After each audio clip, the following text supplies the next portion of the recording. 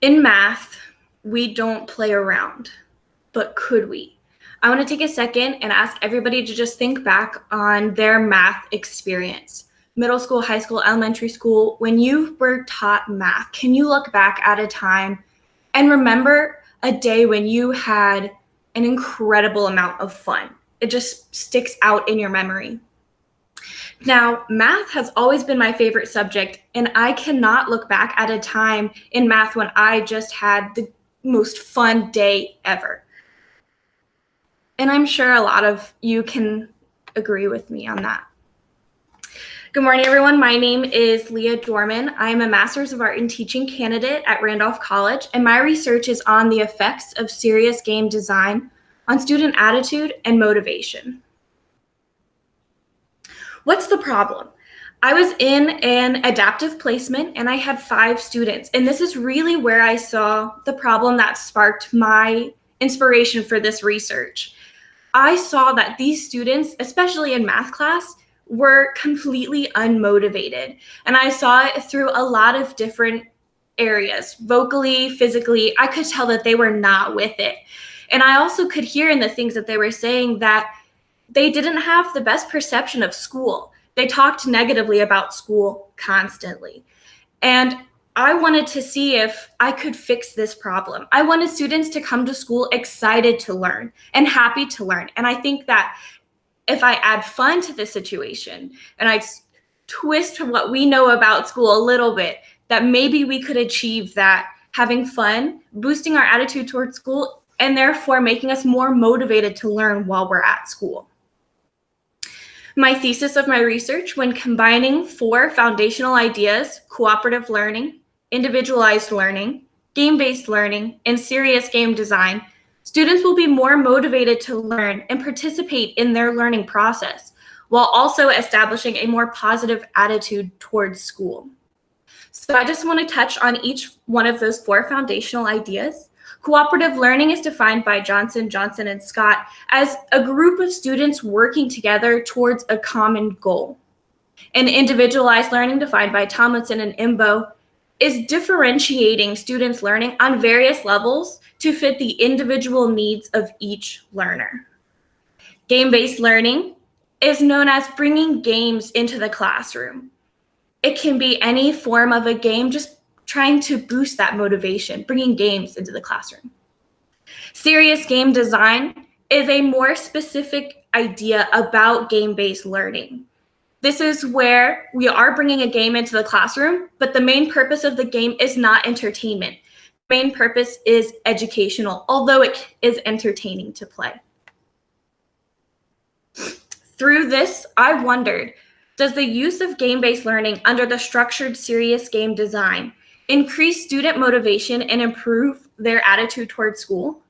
And can an increase in student motivation and improvement in attitude towards school improve students' overall content knowledge? Can we get them excited to come to school? Can we get them motivated to learn? And will that have a positive impact on their overall knowledge of content?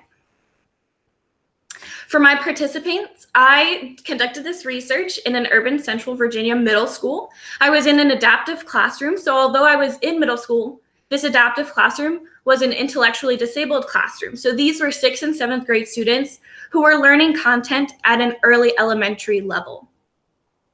The data I have, or the statistics I have in front of you, on the left side of the screen, those are the overall for the school. And on the right side of the screen, that was for my class and my participants. So you can see that it is somewhat representative, although it does not mirror. I only had 5 students, so it does make it a little bit different. My study was conducted over 2 weeks. I had a different unit each week so that I could really see the impact of my intervention. Week 1, we studied money and the value of money. And week 2, we had intro to preparing and maintaining a budget. And week 2 is where my intervention took place. To break down that second week a little bit more so you can really see how my serious game design was in action. Day 1, students made a list of things they needed or wanted, or both, and they researched the cost of each item they put on that list and calculated their totals. Day 2, they reviewed job postings, and the jobs that they were offered for in the classroom are at the bottom right side of the screen. They reviewed those jobs and applied for the job that they wanted to hold in the classroom. Day 3 and 4, they worked those jobs in the classroom and earned their wages, and each day calculated the difference between how much they have or earned and how much they still needed to cover the cost of the items on that list they made day 1. Day 5, we calculated our total wages and decided what items we could afford and could not afford, really looking at that value. Over the course of 2 weeks, I collected data in 3 ways. The first way I collected data was through behavioral tallies. I wanted to track those unmotivated behaviors, and I did so for verbal and physical unmotivated behaviors. An example of the verbal would be mumbling under their breath, and a physical would be balling up their paper and possibly throwing it across the room. I also collected data through surveys, so every day for the 2 weeks, they participated in a survey, and some of those survey questions were, I get excited for school when I wake up, yes or no? And our final question on that survey, which was the most important to me, was, I believe school can help me get a job one day, yes or no? And finally, I collected data through pre and post testing. So on Monday and Friday of week 1 and week 2, they took pre-test Monday and post-test on Friday to really show me the difference in how they interpreted the content knowledge for week 1 and during my intervention week. I wanted to see improvement in that content knowledge. Let's dive right into that data. I first want to show you our verbal unmotivated behavior. So I collected these through tallies. So what you're looking at is each student week 1 versus their week 2 amount of tallies they received for verbal unmotivated behaviors. So you can see in most cases, compared to week 1 and week 2, the amount of tallies decreased or stayed the same, which is what I was looking for. And we can see that the numbers are still a little bit high, almost approaching 25 week 1, but that drop week 2 is pretty significant. Looking at our physical unmotivated behaviors now. These numbers were a lot lower to begin with, but you can see we're even lower week 2, which is what we really wanted. I wanted them to stay in their content. I didn't want them to ball up their paper. I didn't want them to throw a pencil. I wanted them to be able to stay in their space and continue the learning. And as you can see, again, everyone decreased in unmotivated behaviors or stayed the same. Now let's look at that survey data. As you can see here, they took the survey every day for 2 weeks. And I just want to point out, student A got 4 points every day, which means he circled yes to every question every day. He was excited for school. He loves school. He knows that school can help him get a job one day. And so for this, I kind of want to put him to the side. And same with student B. Student B is extremely pessimistic. They answered no for every question every day for 2 weeks. So I also want to set them to the side. I really, for this data in particular, want to look at student D and student E. Week 1, they did not get excited for school when they woke up. They did not think that school could help them get a job one day. They really didn't see the value of school and why they had to come every day. But week 2, at the end of that intervention, that orange is day 5. That's the last day of the intervention. Both student D and student E answered yes to 1 or 2 questions, both answering yes to school can help me get a job one day. And to me, this is very significant because through this intervention, students can see the value of getting a job, working a job, making money, and they believe that school and the knowledge they learn at school could help them get to that point one day in life.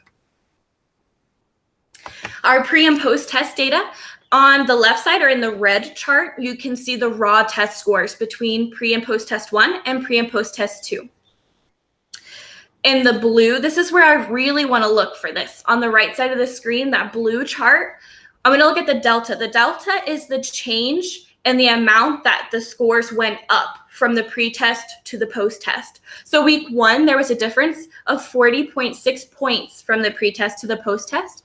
And in week 2, the delta was 53.6. So as you can see, the mean of the pre-test score for week 2 was lower than the mean of pre-test 1, which means they scored significantly lower week 2.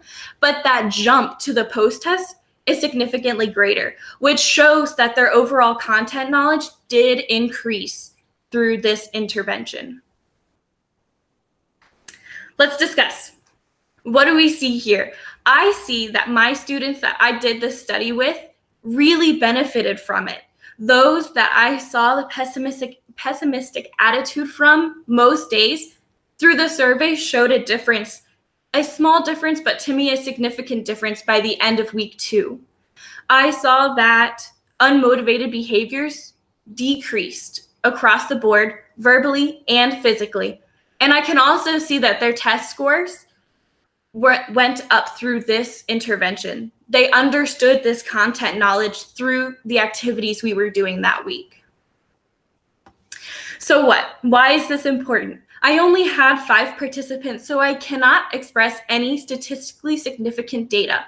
But to me, my problem and the solution I was looking for were for these students in this classroom. So the data that I have found is significant for these students and the purpose I was trying to achieve. Some limitations that I did see over these 2 weeks. These students in this program are required to take so many trips into the community, and they took a field trip each week. So I think that could have had an impact on a little bit of my data and possibly on the unmotivated behavior side from going off school grounds back to school grounds and trying to do schoolwork. That change and that shift could have caused a few limitations. And I also think a limitation for this study was that it only lasted over 2 weeks. I wish I could see what would happen if I had more time to implement this intervention and maybe do more than just this unit. I want to see long-term, could this have a positive impact on these students? Some implications would definitely be that longer time with the study and getting to do this intervention longer. And I also want to see how this would work in a different setting. This was done in an adaptive setting, but I wonder how this could work in a general education setting, or maybe even with a small group of students. I really wish I could see it in a different light. Thank you so much for listening to my research, and I would be happy to take any questions.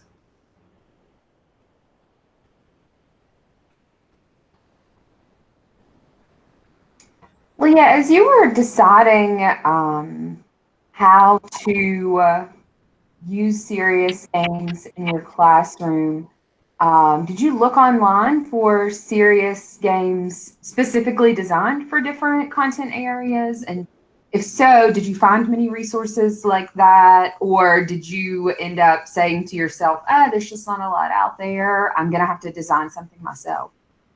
Yeah, I actually had to design it myself. What I did find on serious game design, it was more commonly used in different workforces, more specifically like construction work. They would use serious game design to simulate the trainings on safety and different things like that, so that the workers coming in could really understand and almost live in the environment while being trained for the job. So serious game design really is almost a simulation. You're creating an environment, but it's a learning environment. So that's where that purpose is mainly educational, but can be entertaining at the same time. So I did have to create my own for my students, but it was through the structure of the basic structure of serious game design.